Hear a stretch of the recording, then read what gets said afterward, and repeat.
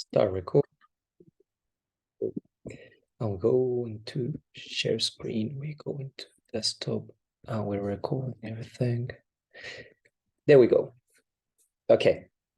Hello, everyone. My name is Sebastian Morales.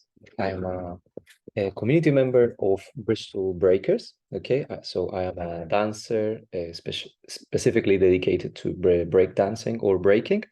I'm also a freelance dance artist and performer. Okay, so let's go with this Originators information session in relation to our project.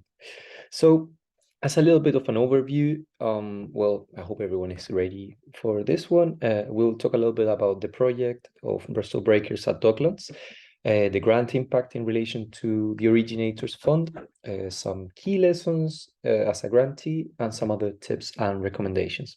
Okay, let's go. So Bristol Breakers at Docklands. I'm just gonna move this one over here. Sorry, Matt, because the person over there in the picture. So Bristol Breakers at Docklands.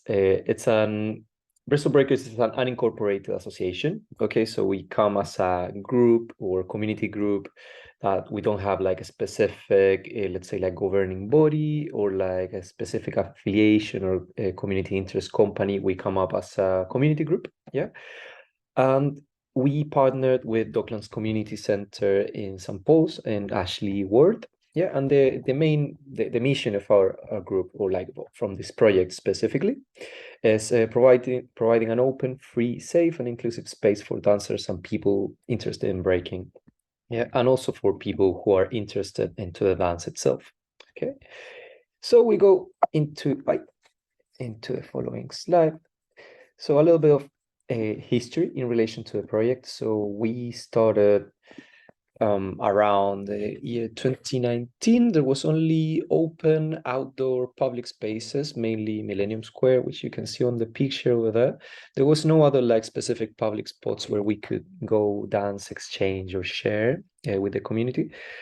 And we started slowly trying to get into public open spaces, and through this we got a film commission for this link over here, which should be available, yeah, in which we performed a small film inside a phone booth. This film was afterwards presented to different places, community centers or organizations, to see if there was going to be any possibility for us to start getting any places where we could actually train or like transform a space through like open breaking sessions. And we got to meet Docklands Community Center, and that was our beginning of our relationship. So from that film, we used the commissioned money to pay the dancers of the film, and all the rest of the money went to organizing like regular training sessions at Docklands Community Center. So the community center also took the risk with us after seeing this was something that was getting a little bit of momentum. They took the risk of offering us a space with some local funding. Yeah, it was a local funding to keep communities active post pandemic. And then throughout, let's say 2021, we were able to secure the Originators Fund as an unincorporated association. So the group started growing a lot. The reputation of the city and of this space as a, let's say, as a dance hub started being present. All like Southwest cities and also Midlands started to be involved. People started coming from all over to our Monday sessions. And this allowed us also to partner with other further organizations, people who supported us, and other artists at the same time. During that time, we were also able to run our first jam. And then, well, as everything good comes to an end, the Originators Fund finished. Yeah, but we are keeping with the space and with our practice as a community through paid on a paid basis, which is not ideal, but it's our only option for the moment. And well, just a little bit of a review, like as a community, we keep running events, we keep trying to partner with like communities or like with other spaces which may facilitate us to transform public spaces for breaking and dancing. So that's more or less it. We'll probably try to apply this year too for the Originators Fund. So the impact the fund had on our, let's say, on our community was well, these three main pillars. So we were able to run our sessions every Monday. We were able to pay for the people who's teaching for the sessions and also for managing the space. And we've been able also to pay for being able to manage all social media platforms and gathering evidence, etc., etc. Okay, so this was a really good thing for us, and it allowed us to put our efforts on other things. One of these things was our first event, which was on September 2022. Yeah, we ran our event called Bristol's 2. This was apart from the funding, so because of being able to run our sessions regularly, we were able to put our efforts on running this event, which was amazing. We were able to, to give back a little bit towards the community. Most people came around from a lot of different cities. It was an amazing participatory event.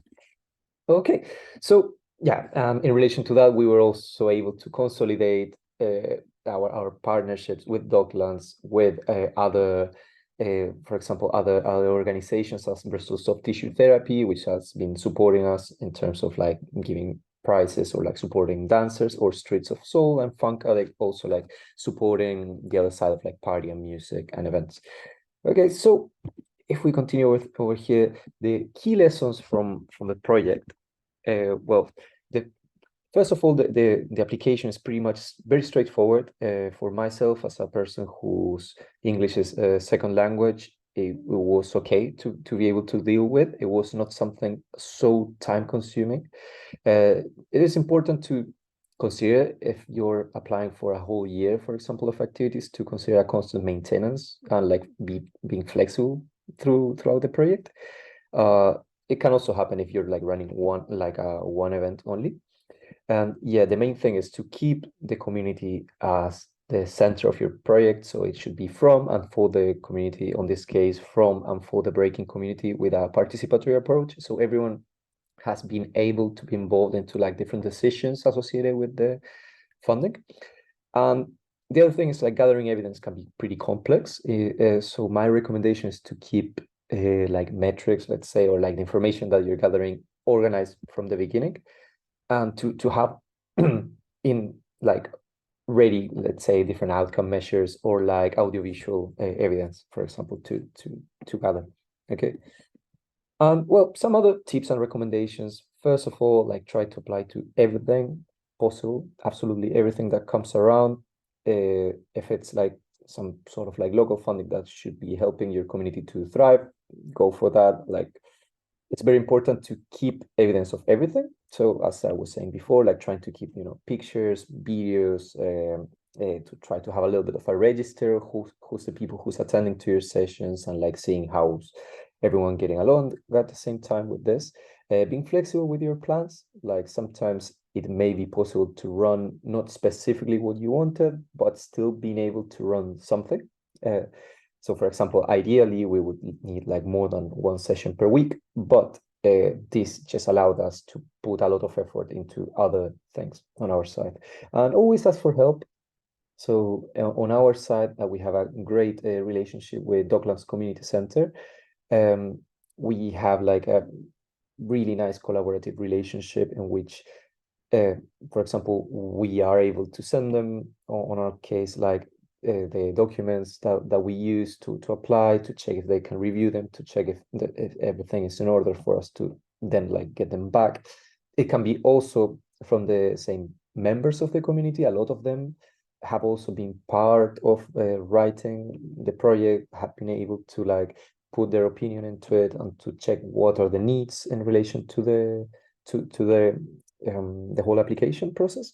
And well, the other last thing would be like, from the tips and recommendations, like the proposal that you may have to do, it needs to make sense with the funding aims. So in this case, on our side, we wanted to push Bristol as one of the leading cities in breaking culture in the UK, originated by grassroots engagement, which is what had been happening throughout this couple of years based on the previous history. We keep it as a like safe and welcoming space. So we're trying to advance on like diversity and equity. We are also mindful also on the accessibility side of things, that our venue is accessible, and also that the person who's facilitating the sessions has, let's say, at least a DBS check and is able to work also with vulnerable communities. So that's also kind of covered on our side.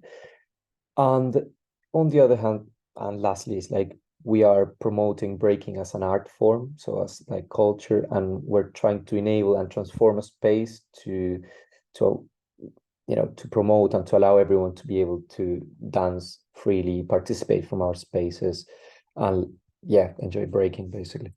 So I think that's everything from my side. Thank you very much for this one. Again, that's my name, Sebastian Morales Castillo. The Instagram of the project is Bristol Breaking Sessions, all together.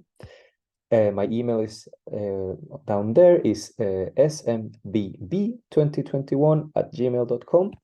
And just for you to know, in relation to all these beautiful pictures, these ones were taken by Iona Taver and also taken by Boys in Bristol. So thank you very much in relation to that. And one of those pictures was also taken by Simon Abel Pictures. So thank you very much for all the photographers and for the people to help us in relation to bringing all this together. So thank you very much. And I hope that we can keep in touch. Cheers. I'll stop sharing. And I will end the thing over here. Bye.